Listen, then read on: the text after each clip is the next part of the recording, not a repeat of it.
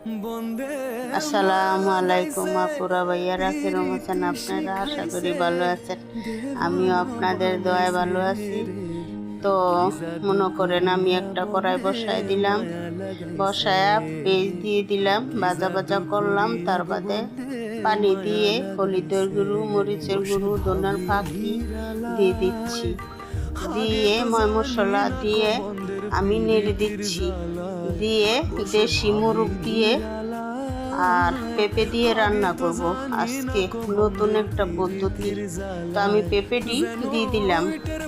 তো এখন মাংসটি আর পেঁপেটি কষাইব। তো কষানো প্রায় হয়ে গেছে আমার।